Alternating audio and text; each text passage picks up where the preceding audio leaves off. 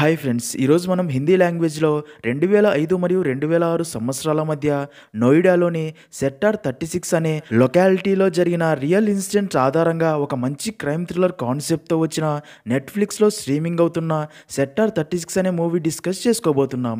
ఇలాగే మీకు ఇంకా ఏ మూవీ స్టోరీని ఎక్స్ప్లెనేషన్ కావాలి అంటే ఆ మూవీ నేమ్ అనేది కామెంట్ బాక్స్లో కామెంట్ చేయండి. ఇంకా ఏమాత్రం ఆలస్యం చేయకుండా మూవీలోకి వెళ్ళిపోదాం.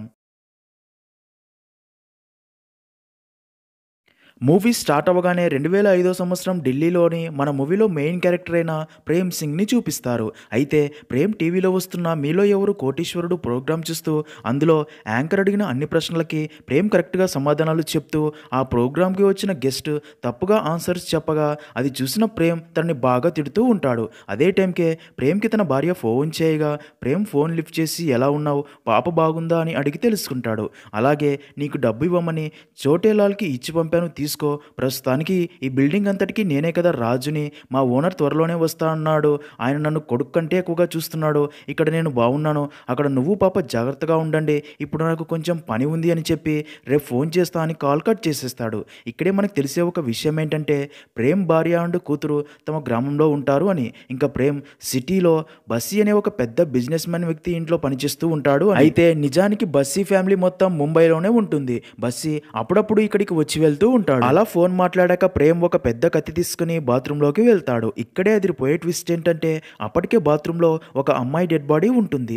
ప్రేమ్ లోపలికి వెళ్ళి ఆ అమ్మాయి డెడ్ బాడీని దారుణంగా ముక్కలుగా నరుకుతాడు. సీన్ కట్ చేస్తే రామ్ చరణ్ పాండే అనే ఎస్ఐని చూపిస్తారు. అయితే పాండే ఎలాంటి వాడు అంటే రిస్క్లు చేసి బలవంతులకి ఎదురెళ్ళి కేసులు సాల్వ్ చేయాలి అనే టైప్ కాదు. ప్రస్తుతం సిస్టమ్ ఎలా ఉందో పాండే కూడా అదే దారిలో వెళ్ళాలి అనుకుంటూ ఉంటాడు. ఒకరోజు ఒక ట్యాక్సీ డ్రైవర్ పోలీస్ స్టేషన్కి వచ్చి పాండేని కలిసి, సార్ నా కూతురు కనిపించడం లేదు అని, ఈరోజు తన 15వ పుట్టినరోజు, ఎలాగైనా మీరే ఎఫ్ఐఆర్ ఫైల్ చేసి నా కూతురుని వెతికి త్వరగా కనిపెట్టండి అని చెప్పి ఏడుస్తాడు.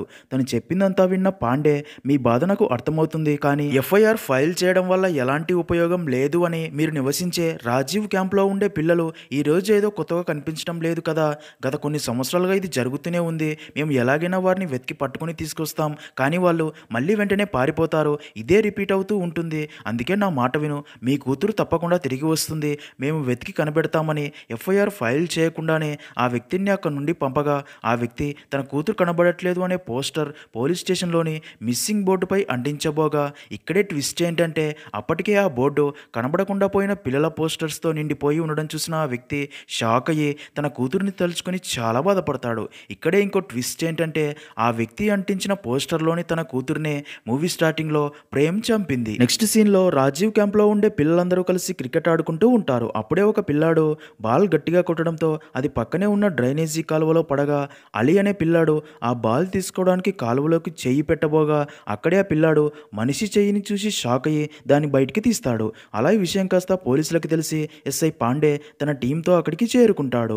పాండే ఆ చెయ్యి ఎముకని చూసి రాజీవ్ క్యాంప్లో ఉండే ప్రజలతో, ఆ డ్రైనేజీ కాలువకి ఇవతల రాజీవ్ క్యాంప్ అయితే అవతల సెక్టార్ 36, ఈ డ్రైనేజీ కాలువ ఈ రెండింటి మధ్యలో ఉంది, రాజీవ్ క్యాంప్లో కానీ అటు సెక్టార్ 36లో కానీ పిల్లాడి చెయ్యి పోయిందని ఎలాంటి కంప్లైంట్ లేదు, ఈ కాలువలు జెల్మిల్ నుండి వస్తుంటాయి, అంటే ఈ చెయ్యి ఎక్కడిదో ఇక్కడికి వచ్చింది అని, లేదా ఇది ఒక కోతి చెయ్యి కూడా అయ్యుంటుంది అని దాన్ని సీరియస్గా తీసుకోకుండా ఆ చెయ్యిని అక్కడే తగలబెట్టేస్తారు. అయితే ఆ కాలువ పక్కనే సెక్టార్ 36లోనే ప్రేమ్ ఓనర్ ఇల్లు ఉంటుంది. అక్కడ జరిగేదంతా ప్రేమ్ చూస్తున్నట్లు చూపిస్తారు. ఇక్కడే మనకు తెలిసే ఒక విషయం ఏంటంటే రాజీవ్ క్యాంప్లో ఉండే ప్రజలందరూ రోజువారీ పనులు చేసుకుని వచ్చిన డబ్బుతో కడుపు నింపుకునే పూర్ పీపుల్ మాత్రమే ఉంటారు అని. సీన్ కట్ చేస్తే అదే రోజు రాత్రి ఉదయం డ్రైనేజీలో చేయి చూసిన అదే ఆలీ అనే పిల్లాడు మిల్క్ ప్యాకెట్ తేవడానికి ఒంటరిగా షాప్కి వెళ్తూ ఉండగా అప్పుడే ప్రేమ్ ఆలీకి చాక్లెట్స్ చూపించి తనని కిడ్నాప్ చేసి తను ఉండే రూమ్కి తీసుకుని వెళ్తాడు. అలా ఆ పిల్లాడిని ఒక మంచానికి కట్టేస్తాడు. నిజానికి ప్రేమ్ పిల్లల్ని కిడ్నాప్ చేసి తీసుకొచ్చి వారిని బెదిరించి తర్వాత వారిని ముక్కలుగా నరికేస్తూ ఉంటాడు. ప్రేమ్కి పిల్లల్ని చంపుతున్నందుకు ఎలాంటి భయం కానీ బాధ కానీ అస్సలు ఉండదు. ఎందుకంటే తనకి తెలుసు తను చంపుతున్న పిల్లలందరూ కూడా పేద కుటుంబంకి చెందిన పిల్లలు కాబట్టి వారి బాధని కానీ వారి మాటలు కానీ ఎవరూ పట్టించుకోరు, సీరియస్గా తీసుకోరు అని. అప్పుడే అలీ అక్కడి నుంచి పారిపోవాలని చూడగా ప్రేమ్ అలీని కూడా చంపేస్తాడు. ఇక్కడే మనకి ఒక చిన్న ఫ్లాష్ బ్యాక్ని చూపిస్తారు. అది 1983వ సంవత్సరం చంబా ప్రాంతం. ప్రేమ్ చిన్నతనంలో తన మామయ్య మటన్ షాప్లోనే పనిచేస్తూ ఉంటాడు.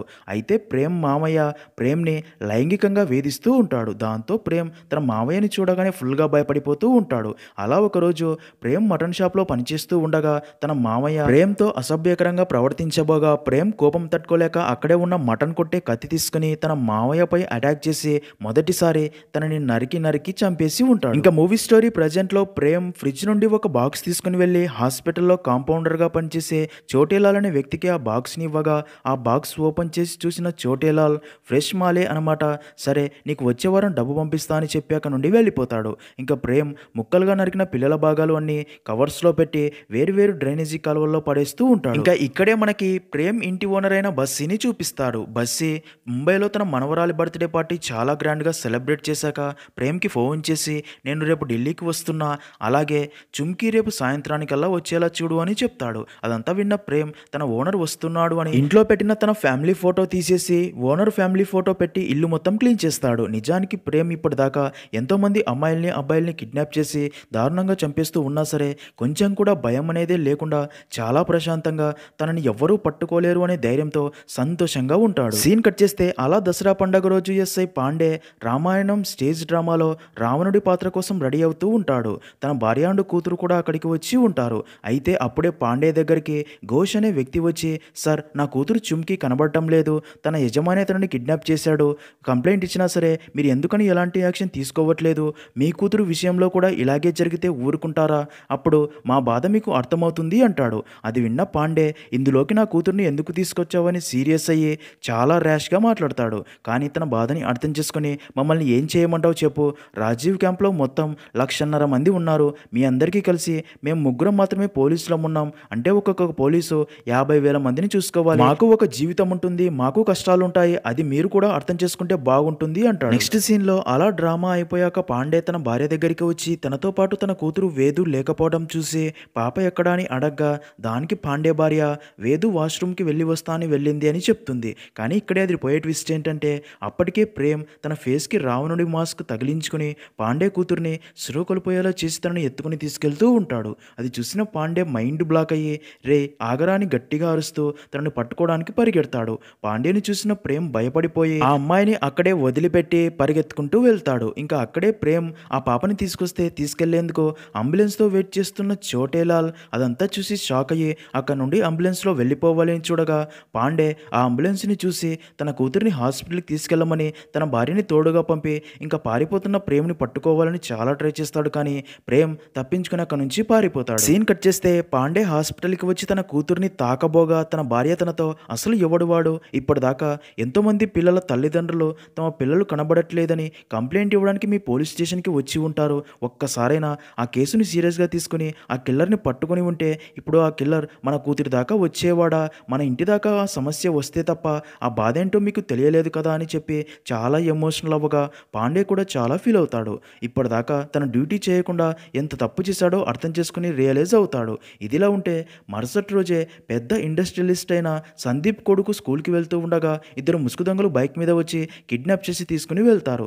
దాంతో అన్ని టీవీ ఛానల్స్లో ఇదే న్యూస్ చూపిస్తూ ఉంటారు. మరోపక్క పాండే ఘోష్ని మళ్ళీ పోలీస్ స్టేషన్కి పిలిపించి తన కూతురు చుమ్కీ గురించి డీటెయిల్స్ అడిగి తెలుసుకోగా ఘోష్ పాండేతో ఒక రిక్షావాడు చుమ్కీని B5 అని ఇంటి దగ్గర వదిలిపెట్టాడంట, చుమ్కీ ఎప్పుడైనా సరే తన రిక్షాలోనే బయటికి వెళ్ళేది అని చెప్పడంతో అది విన్న పాండే B5 ఇంటి అడ్రస్కి వెళ్ళగా అది ప్రేమ్ ఇంటి ఓనర్ అయిన బస్సీ ఇల్లు అని తెలిసి చుమ్కీ గురించి అడగాలి అనుకోగా బస్సీ పాండేతో నాకు నీ పై ఆఫీసర్స్ అందరూ బాగా తెలుసు, హోమ్ మినిస్టర్ కొడుకు కూడా నాకు బాగా క్లోజ్ అని చెప్పి నాది చాలా పెద్ద రేంజ్ అని అర్థమయ్యేలా చేస్తాడు.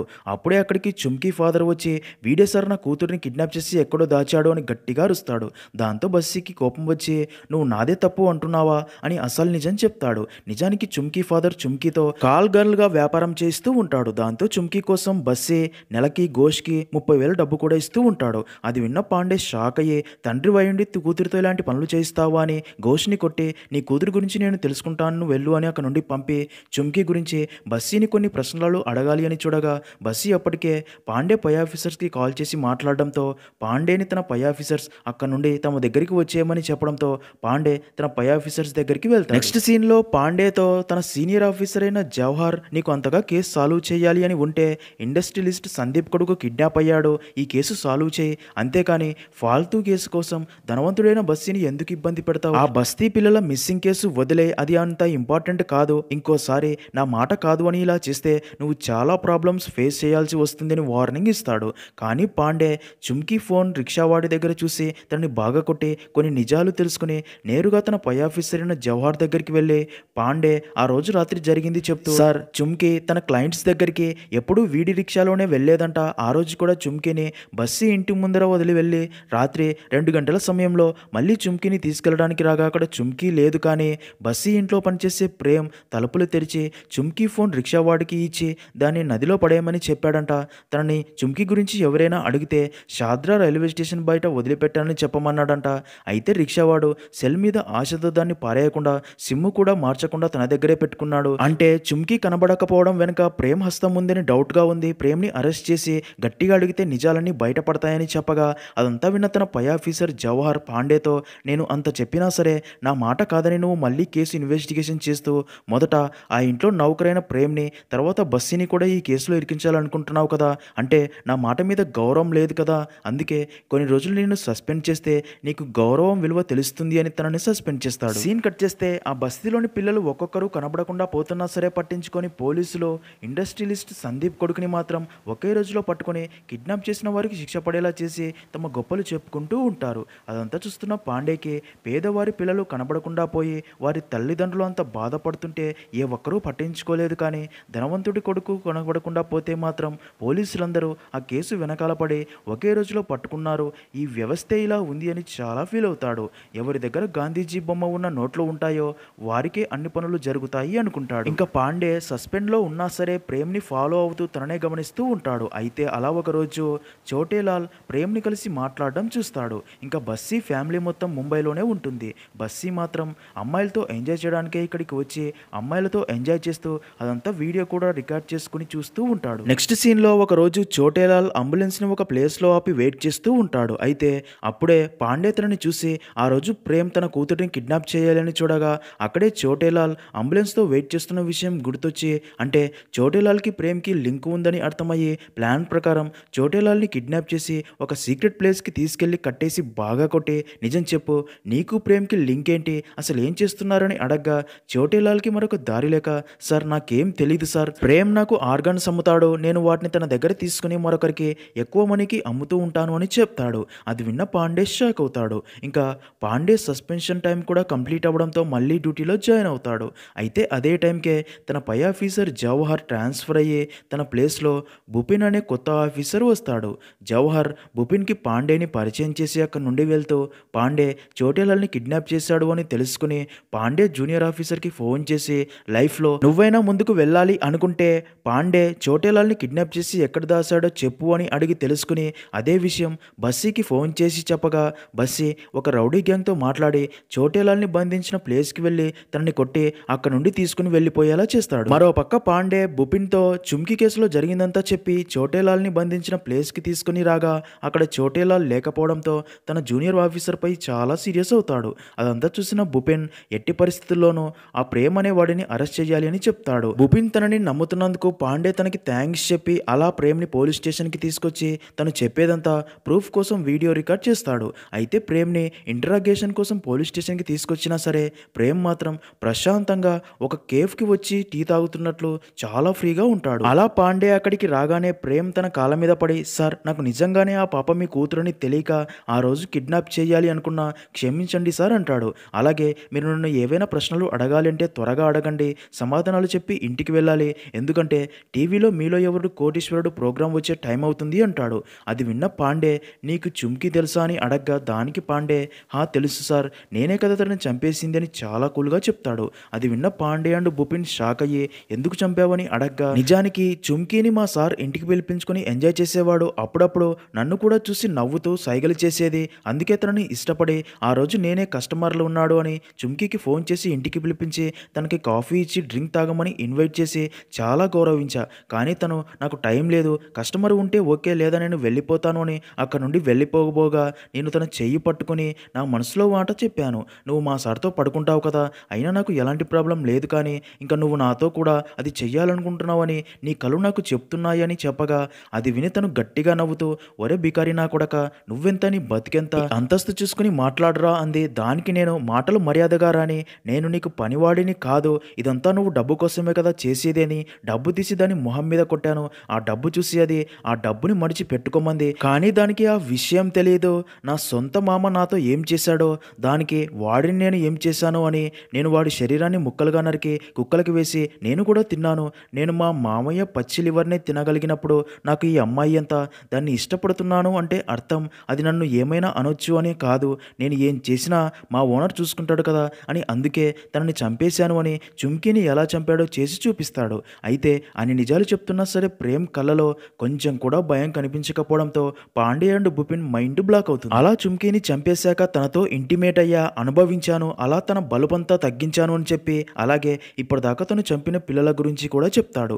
అది విన్న పాండేకి అయితే ఇప్పటిదాకా బస్తీలో కనబడకుండా పోతున్న పిల్లలందరినీ ప్రేమే కిడ్నాప్ చేసి చంపుతున్నాడు అని తెలిసి షాక్ అయ్యి అంటే ఆ పిల్లల్ని చంపి వారి ఆర్గాన్స్ అమ్మేస్తున్నావా అని అడగ్గా దానికి ప్రేమ్ మా మావయ్యని చంపి తన మాంసం తిన్న తర్వాత నా నోటికి మనుషుల మాంసం టేస్ట్ బాగా అలవాటైపోయింది సార్. అందుకే 2-3 నెలలకు ఒకసారైనా తినాలి అనిపిస్తూ ఉండేది. కానీ అలా 2 సంవత్సరాలు తినకుండా కంట్రోల్ చేసుకున్నా, కానీ ఎంత కంట్రోల్ చేసుకున్నా సరే తినాలి అని మైండ్ పిచ్చెక్కిపోయేది. అందుకే మనస్సు చెప్పేది విని బుర్ర ఉపయోగించి అప్పటి నుండి 24 మంది పిల్లల్ని కిడ్నాప్ చేసి చంపేసి వారి మాంసం తింటూ అలాగే వారి ఆర్గాన్స్ చోటేలాల్కి అమ్ముతూ డబ్బు కూడా సంపాదించానని చెప్పి ఇంకా త్వరగా ప్రశ్నలు అడగండి, షో టైం అవుతుంది అనగా అదంతా విన్న పాండేకి పిచ్చ కోపం వచ్చి ప్రేమ్ని కొట్టి ఆ పిల్లలందరినీ ఎందుకురా చంపావని అడగ్గా దానికి ప్రేమ్ నీ కూతురినైతే ఏం చేయలేదు కదా సార్, మరి ఎందుకు సీరియస్ అవుతున్నారని అడుగుతాడు. దానికి తను నా కూతురికి ఆ పిల్లలకి తేడా ఏంట్రా అనగా దానికి ప్రేమ్ భూమికి ఆకాశానికి ఉన్నంత తేడా ఉంది సార్. అసలు ఎవరు సార్ ఆ పిల్లలు, వారి గురించి ఎవరైనా పట్టించుకుంటారా, ఎవ్వరూ పట్టించుకోరు. ఏం లైఫ్ సార్ వాళ్ళది, ఏదైనా సాధించగలరా, వాళ్ళ అమ్మానాన్నలు పడుకుంటే పుడతారు సార్ వీళ్ళ జీవితం అంతా తినటం తాగటం, ధనవంతుల ఇళ్లలో కష్టపడి పనిచేసి ఎన్నో కలలతో ఏవీ సాధించలేక చివరికి అదే బస్తీలోనే కుళ్ళి చనిపోతూ ఉంటారు. అలాంటి వారి లైఫ్ని లైఫ్ లైన్ చేయడం నా తప్ప, వారి చావు ఎవరికో ఒకరికి ఉపయోగపడుతుంది కదా, వీరి ఆర్గాన్స్ వల్ల ఎవరిదో ఫ్యామిలీ అయితే సంతోషంగా ఉంటుంది కదా, నేను చేస్తుంది అదే కదా, తప్పు ఎలా అవుతుంది, వీళ్ళ సంఖ్య చాలా పెద్దది సార్, వీళ్ళలో నుండి 25 మంది తక్కువైతే ఏం కాదు సార్, వాళ్ళందరికీ నేను విముక్తి కలిగించాను అని చెప్తాడు. అదంతా విన్న భూపెన్ వీటన్నింటిలో నీ యజమాని బస్సీ పాత్ర కూడా ఉందా అని అడగ్గా దానికి ప్రేమ్ సైలెంట్గా ఉండి ఈ ప్రశ్న వద్దు సార్, మరో ప్రశ్న అడగండి అంటాడు. ఇదిలా ఉంటే బస్సీ పంపిన రౌడీలు చోటేలాల్ని చంపి ముక్కలుగా చేసి కాల్ చేస్తున్నట్లు చూపిస్తారు. సీన్ కట్ చేస్తే ప్రేమ్ని జైల్లో వేస్తారు. దాంతో ప్రేమ్ మీలో ఎవరు కోటీశ్వరుడు షో స్టార్ట్ అవుతుంది, నన్ను వదిలేయండి అని గట్టిగా అరుస్తూ సైకోలా బిహేవ్ చేయడంతో అక్కడే తనకి టీవీ ఏర్పాటు చేసి షోని చూపిస్తారు. ఇంకా ఆ షోలోని పార్టిసిపేట్ అన్ని ప్రశ్నలకి సమాధానాలు చెప్పి ₹1,00,00,000 గెలవడంతో ప్రేమ్ కూడా చాలా హ్యాపీగా ఫీల్ అవుతాడు. ఇంకా తర్వాత రోజు చుమ్కీ బాడీని పాతిపెట్టిన చోటు చూపించమని అడగ్గా ప్రేమ్ ఆ ప్లేస్ని వారికి చూపిస్తాడు. అంతేగాక ఒక నిధిని తవ్వుతున్నట్టుగా ప్రేమే తవ్వి చుమ్కీ స్కెల్టన్ బయటికి తీస్తాడు. ఇంకా అలాగే ఆ ఇంటి పక్కనే ఉన్న డ్రైనేజీ కాలువ మొత్తం క్లీన్ చేస్తూ అందులోని వస్తువులన్నీ బయటికి తీస్తూ ఉండగా అక్కడ కూడా ఎక్కువ మొత్తంలో పిల్లల అస్థిపంజరాలు బయటపడుతూ ఉంటాయి. అదంతా చూస్తున్న పోలీసులు, మీడియా వారు, ఆ బస్తీ వారు షాక్ అయ్యి కనబడకుండా పోయిన తమ పిల్లల స్కెల్టన్సే అవని చాలా బాధపడతారు. ఇంకా అదంతా చూస్తున్న ప్రజలు ప్రేమ్ అండ్ బస్సీలపై కోపంతో రగిలిపోతారు. బస్సీ ఇంటిని ధ్వంసం చేస్తారు. అలా ప్రేమ్ అండ్ బస్సీని పోలీసులు అరెస్ట్ చేసి తమ కస్టడీలోకి తీసుకుంటారు. అన్ని టీవీ ఛానల్స్లో ఇదే న్యూస్ చూపిస్తూ ఉంటారు. ఇంత జరుగుతున్నా సరే పాండే అప్పుడు యాక్షన్ తీసుకోకుండా కేసు ఇన్వెస్టిగేషన్ చేయకుండా ఉన్నందుకు ఎస్ఐ పాండేని తన పై ఆఫీసర్స్ డిస్మిస్ చేసేస్తారు. ఇంకా ఈ కేసుని ఐబీఐకి అప్పగించడంతో ఇంకా ఇప్పటి ఐబీఐ హెడ్ అయిన జవహర్కి బస్సీ ముందు నుండే తెలుసు కాబట్టి ఇన్వెస్టిగేషన్ స్టార్ట్ చేసి బస్సీని ఈ కేసు నుండి కాపాడేందుకు ఇదంతా ప్రేమే చేశాడని, ఈ కేసులో బస్సీకి ఎలాంటి పాత్ర లేదని మీడియాకి చెప్తాడు. అదంతా టీవీలో చూసిన పాండే బాగా ఆలోచించి వెంటనే భూపెన్కి ఫోన్ చేసి ఒక్కసారి ప్రేమ్ని కలిసి మాట్లాడేందుకు అవకాశం కల్పించమని రిక్వెస్ట్ చేయడంతో భూపెన్ ఓకే అని చెప్తాడు. నెక్స్ట్ సీన్లో అలా పాండే జైలుకి వెళ్ళి ప్రేమ్ని కలిసి నాకు ఒక విషయం చెప్పు, నువ్వు ఆర్గాన్స్ అమ్మిన డబ్బు మొత్తం ఎవరికి పంపించేవాడివి, ఎవరి ద్వారా అని అడగ్గా దానికి ప్రేమ్ చోటేలాల్ ద్వారా నా ఫ్యామిలీకి పంపించేవాడిని అని చెప్తాడు.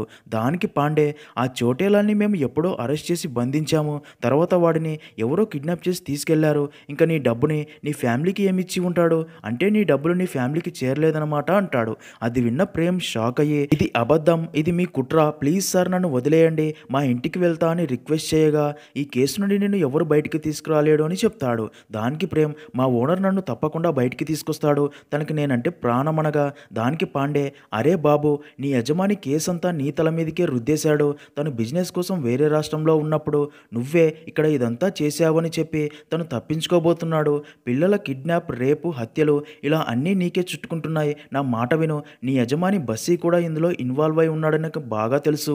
ఇప్పటికైనా నిజం చెప్పు, లేదంటే వాడు బయటపడతాడు. నువ్వేమో నీ జీవితం మొత్తం జైల్లోనే కుడిసిపోతావనగా దానికి Prem evergreen songs CD మా ఇంట్లో ఉంది సార్, వెళ్ళి చూడండి, అన్ని నిజాలు మీకే తెలుస్తాయని చెప్పగా అది విన్న పాండే వెంటనే ప్రేమ్ వాళ్ళ ఊరికి వెళ్ళి తన భార్యని కలిసి ప్రేమ్ మీకు పంపిన ఎవర్ గ్రీన్ సాంగ్స్ సీడీ గురించి చెప్పి ఇవ్వమని అడగ్గా ప్రేమ్ భార్య దాచిన ఆ సీడీ పాండేకి ఇస్తుంది. దాంతో పాండే ఆ సీడీని ల్యాప్టాప్లో పెట్టి ప్లే చేసి చూసి అందులో ఉన్నది చూసి షాక్ అయ్యి ఆ సీడీని తీసుకుని అక్కడ నుండి తిరిగి వచ్చేందుకు లిఫ్ట్ కోసం వెయిట్ చేస్తూ ఉండగా అదే టైంకే బస్సీ సెట్ చేసిన రౌడీ గ్యాంగ్ కారులో అక్కడికి వచ్చి తనని కారు ఎక్కించుకుని దారుణంగా చంపేసి తన దగ్గర ఉన్న ఆ సీడీని తీసుకుని విరగ్గొట్టి పడేసి అక్కడ నుండి వెళ్ళిపోతారు. సీన్ కట్ చేస్తే అలా 6 నెలలు గడిచిపోతాయి. ఐబీఐ హెడ్ అయిన జవహర్ తన ఇన్వెస్టిగేషన్లో భాగంగా ఈ హత్యలన్నీ చేసింది ప్రేమ్ ఒక్కడే అని, దీనితో బస్సీకి ఎలాంటి సంబంధం లేదు అని రిపోర్ట్స్ అన్ని రెడీ చేసి బస్సీని కాపాడి ప్రేమ్ని ఆ కేసులో పూర్తిగా ఇరికించేస్తాడు. ఇంకా పాండే జూనియర్ కుమార్ ఇప్పుడు సీనియర్ ఆఫీసర్ అయి ఉంటాడు. అంటే